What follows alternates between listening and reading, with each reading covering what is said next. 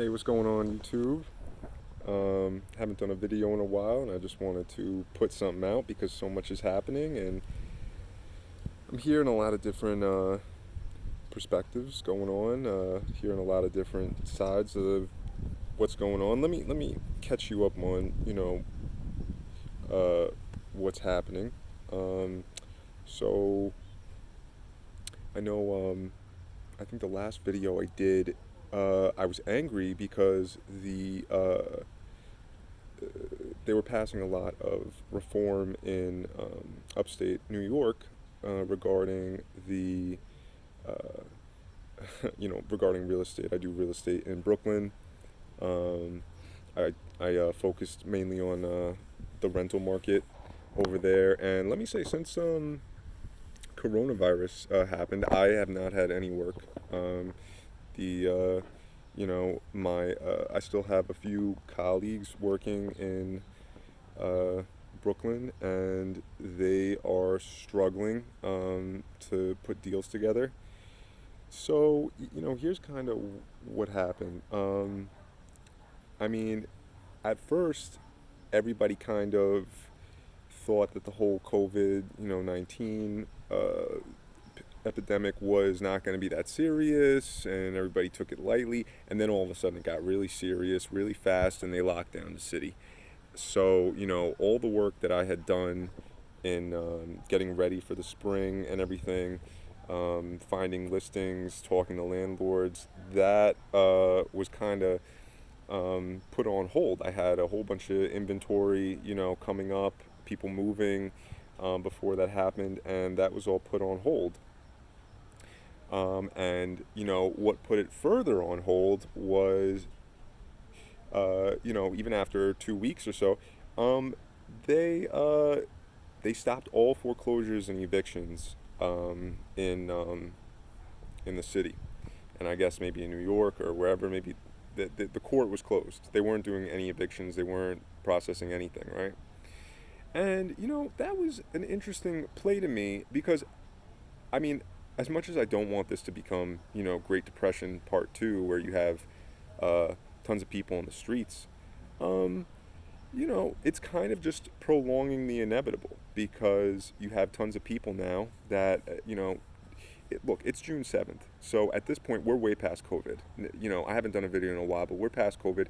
But COVID caused about, I don't know, they said between 20 and 40 million jobs. I don't even know what the unemployment rate is, but at first they said, we'll go home for 2 weeks and we'll come back, and it's been 2 months and New York's still not open. It's June 17th. Anyway, I'm out here in my garden, working on my garden a little bit. Um, I don't know if you can really see. I got some stuff going on back here, and that's what I did. I came home during the COVID pandemic because it was you just didn't know how bad things were gonna be. So you had to stop working and come home.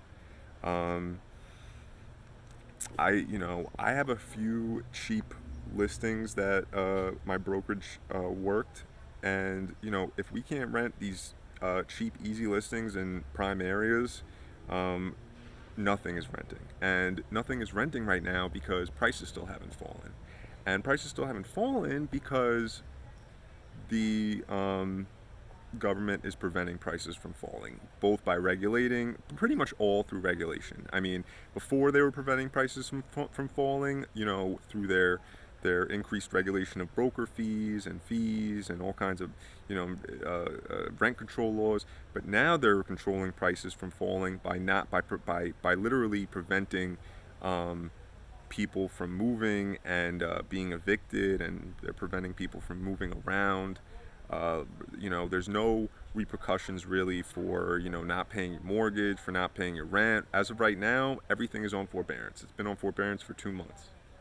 So as long as there's forbearance, there's no urgency, there's no motivation, there's no nobody has to worry because everybody's going to get bailed out, and it's this whole and it's nobody's fault. So nobody has to suffer. I mean, look, I didn't have, I needed a deal, to in order to pay my rent in Brooklyn, and I left my apartment because I said, I don't know when I'm gonna be getting deals in the future, and I'm not gonna be able to afford my rent.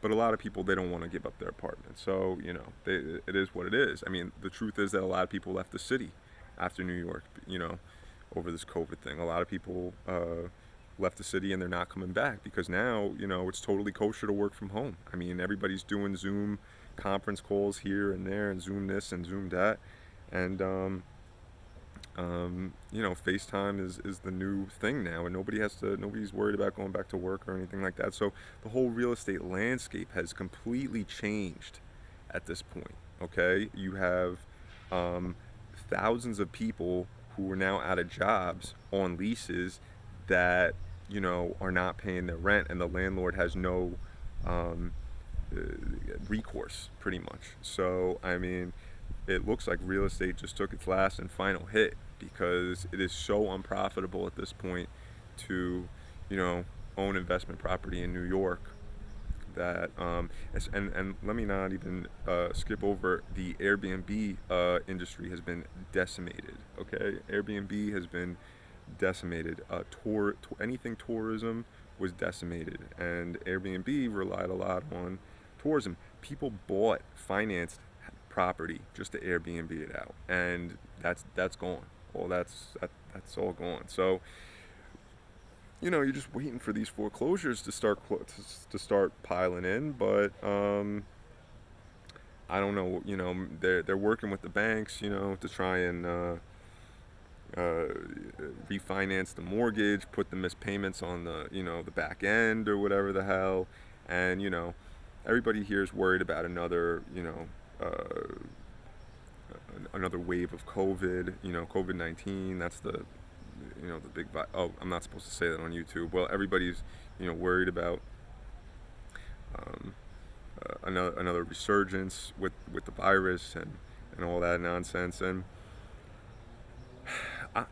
really, what we haven't seen really is the layoffs and we've seen a ton of layoffs, but we are going to see so much more because I have friends that they work in other parts of the real estate industry, like the lumber industry. They work, you know, they I have a lot of people have still not been laid off. So right now, deflation was occurring. Okay, the prices started to go down. They went down a lot in airlines. They went down a lot in oil. Oil was crazy, the deflation that happened, because there's just crazy amounts of oil in the market, and nobody was using any oil. Nobody was producing anything, so nobody's using oil.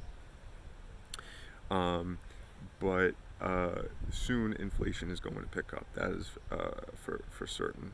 So if you're not looking in ways to you know uh, uh, protect yourself against inflation from inflating the dollar, you got to get yourself out of the dollar. Just buy some gold and silver, or buy some Swiss francs, or maybe some safe haven currencies or something. Anything you think is safe.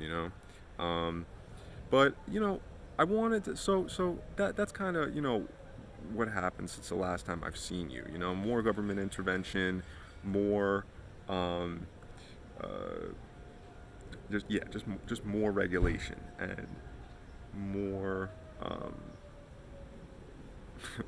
just more nonsense. So I wanted to talk also about before. So now there's rioting happening. I'm getting to the good part. Now there's a, what do you call it, social unrest in the streets here we got going on.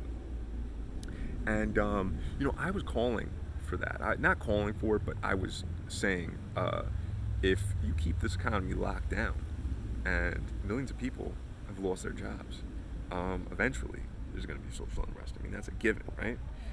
But what was interesting was the trigger was not what you would have thought. So what happened was, now before the rioting started, okay, it was interesting because I was watching the police through these auditors on YouTube. There's these guys called First Amendment auditors. Go look up type in First Amendment audit. Go watch some of these guys that go around and they audit the police, and they're private citizens, but they go because police are public servants, because they're public worker employees, public, ta- whatever. Yeah, they're public, right? It's a public job. Um, they you can film them. There's no and you could film any publicly accessible areas around the precinct, around the post office, around the library. You're allowed to film, and you're being filmed. Best believe. So anyway, I was watching these guys, and I was just seeing how um, sloppy they are.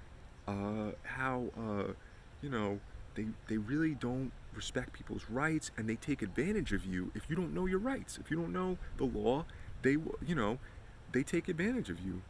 And the last straw for me was they went out.